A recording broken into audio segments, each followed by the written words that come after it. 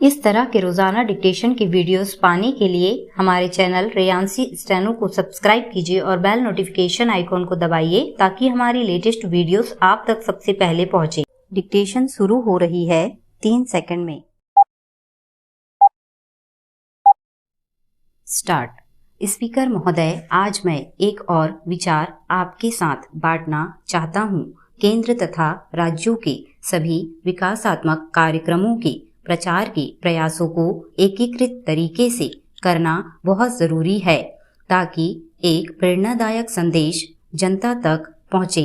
ऐसा करते समय दलीय राजनीति या किसी प्रकार के पक्षपातपूर्ण विचार के लिए कोई जगह नहीं होनी चाहिए। जैसा कि आप जानते हैं, केंद्र में हमारी सरकार ने सभी राज्यों के साथ व्यवहार में निष्पक्षता और न्याय के सिद्धांतों का ईमानदारी से पालन किया है। मैं संतोषजनक रूप से यह अवश्य कह सकता हूँ कि केंद्र और राज्यों के संबंध पिछले कुछ समय की अपेक्षा अब और अधिक मैत्रीपूर्ण है।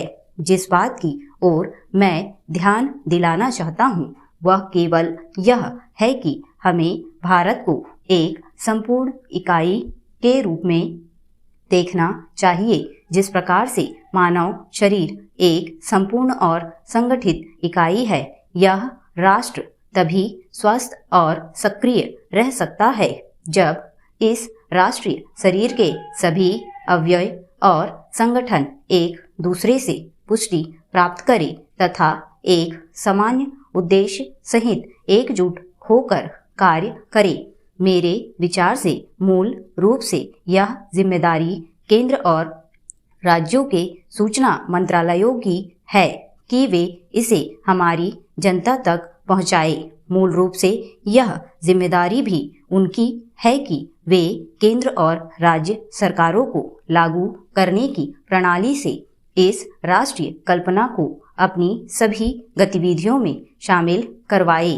पैरा अध्यक्ष जी, बात समाप्त करने से पहले मैं इस बात की ओर ध्यान अवश्य दिलाना चाहूँगा कि हमारे पास प्रचार के जो भी साधन हैं उन्हें दृष्टिकोण तथा कार्य में और भी अधिक व्यावसायिक होने की नितांत आवश्यकता है।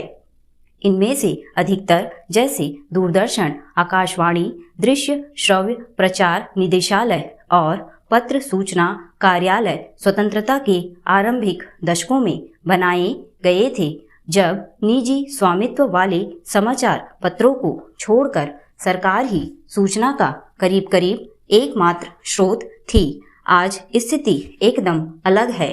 कई चैनलों ने क्षेत्रीय भाषाओं में भी काम करना शुरू कर दिया है। ऐसे भीड़भाड़ वाले और प्रतिस्पर्धात्मक वातावरण में सरकारी प्रचार इकाइयों के लिए जनता तक सही जानकारी और संदेश पहुंचाना वास्तविक चुनौती है। मैं इस सम्मेलन से आग्रह करूंगा कि वे इस मुद्दे पर गंभीरतापूर्वक विचार करके आज की इस चुनौती से निपटने के लिए हमारे सभी संगठनों के समुचित पुनः गठन के लिए एक योजना की रूपरेखा तैयार करें। यह भी आवश्यक है कि इन संगठनों में काम करने वालों को फिर से प्रशिक्षण दिया जाए।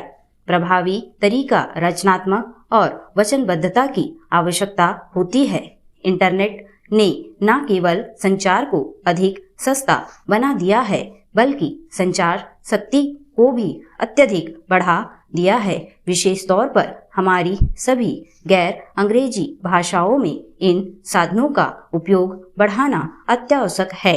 आपकी कार्यसूची से मैं देख रहा हूं कि आपको फिल्म को महत्वपूर्ण क्षेत्रों से जुड़े मामलों सहित बहुत सारे मुद्दों पर चर्चा करनी है। मुझे विश्वास है कि आपके विचार विमर्श फलदायी होंगे। इन शब्दों के साथ मैं इस सम्मेलन का उद्घाटन करता हूं तथा इसकी सफलता की कामना करता हूं। स्टॉप। इस मैटर की PDF फाइल हार्ड आउटलाइन के साथ पाने के लिए हमारे व्हाट्सएप ग्रुप, जिसकी लिंक नीचे डिस्क्रिप्शन में दी गई है, उसे ज्वाइन कीजिए। और अगर ये वीडियो आपको अच्छी लगी तो इसे लाइक कीजिए, शेयर कीजिए और हमारे चैनल को सब्सक्राइब कीजिए। Thank you.